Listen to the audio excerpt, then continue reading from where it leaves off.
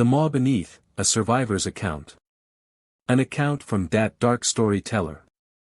I don't expect anyone to believe me. I wouldn't have believed it myself if I hadn't lived it.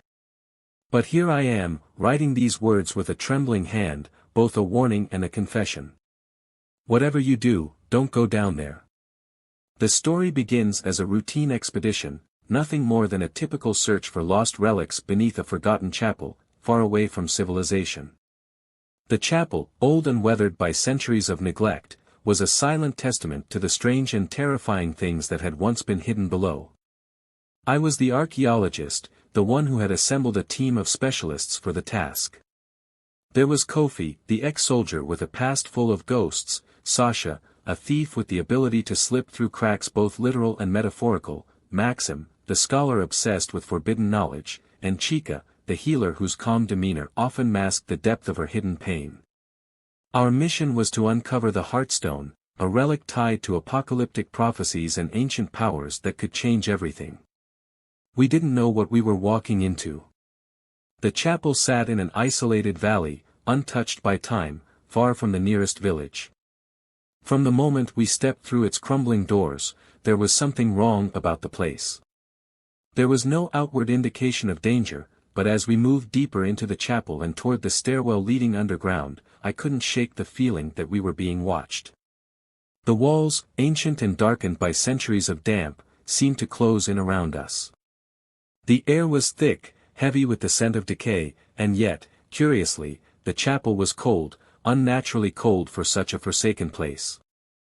We found the entrance to the labyrinth beneath the chapel, a network of twisting tunnels that seemed to spiral deep into the earth. No one had entered this place for centuries. Some of the tunnels had collapsed long ago, but the majority were still intact, choked with dust and filled with silence. That silence didn't last long. At first, the labyrinth seemed like an ancient burial site, abandoned and forgotten. But as we ventured deeper, the air grew oppressive, almost as if the very earth was alive, breathing. The walls shifted ever so slightly under our feet, pulsing with a strange energy that I couldn't explain. The deeper we went, the more the whispers began. At first, it was subtle. Faint rustling sounds, like the crinkling of paper in the dark.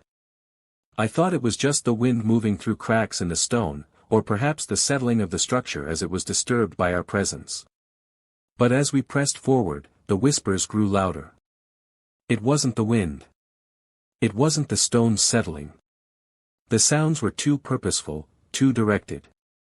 They felt alive. And then, the voices began, low, guttural murmurs that seemed to be coming from the very walls themselves, creeping into our thoughts, twisting our minds. That was when we first encountered the creature. It was unlike anything any of us had ever seen before. It emerged from the shadows, moving with a speed that defied the laws of nature. A grotesque, insect-like creature, its limbs unnaturally long and jerking at strange angles, as if its body wasn't built to move in such a way.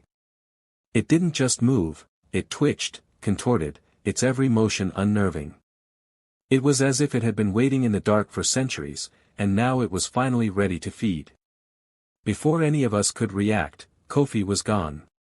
One moment, he was beside us, the next, the creature tore through him with a speed that was almost supernatural. His scream, raw and desperate, echoed through the labyrinth as the creature's limbs pierced him, shredded his body in an instant. I can still hear it in my nightmares. We were frozen in terror, unable to process what had just happened. But there was no time to mourn. The creature was still here, and it was hungry. We ran. But there was no escape. The labyrinth seemed to shift around us as we tried to flee, the walls moving as if alive. We could no longer tell which way was forward, which direction was back. Every turn led to a dead end or to a place we had already passed. The walls closed in on us, pushing us further into the bowels of the earth. The whispers grew louder, more insistent. It felt like the labyrinth itself was alive, suffocating us, feeding off our fear. I don't know how long we wandered. Hours? Days? Time had no meaning down there. We were lost. desperate. And we were not alone. The creature was always there, its twisted form lurking just out of sight, waiting. But there was something else, something far worse. As we stumbled through the labyrinth, the air grew colder, more oppressive. Every corner we turned seemed to bring us closer to an unknown center. Eventually, we reached it. We entered a vast cavern deep within the earth. The cavern stretched endlessly, its walls covered in strange symbols and carvings that I could not decipher. And in the center of it all was the Heartstone. It wasn't what I had expected. I had read the legends. Descriptions of a brilliant, radiant stone, a symbol of light, an object of immense power. But the Heartstone in front of us was nothing like that. It was black, pure black, a jagged crystal that seemed to drink the light around it. Its surface was sharp, like broken glass, its edges twisted in impossible angles. And it pulsed. The stone throbbed with a sickly, malevolent glow that seemed to reach out and touch everything around it. The very air felt different here, thick with power, dark, ancient power. It was as though the Heartstone had been waiting for us, for centuries, to come and claim it. And I could feel it, tugging at me, urging me to touch it, to harness its power. Maxim, ever the scholar, was the first to approach it. He had been obsessed with finding this stone, convinced that it held the key to unlocking forbidden knowledge. But before we could even begin to study the Heartstone, we heard it, the unmistakable sound of the creature's chittering screech. It had found us again. This time, however, it wasn't just the creature. The maw had awakened. It wasn't a creature. It wasn't a beast. It wasn't something that could be killed or reasoned with. It was something ancient, something primordial, beyond anything we could comprehend.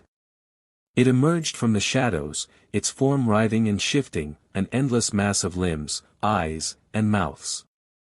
The maw stretched out in every direction, its tendrils reaching for us, pulling at us, devouring us.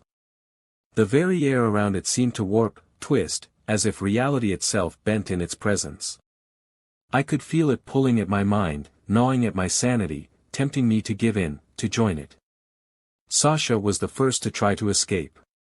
She ran, but the maw was faster.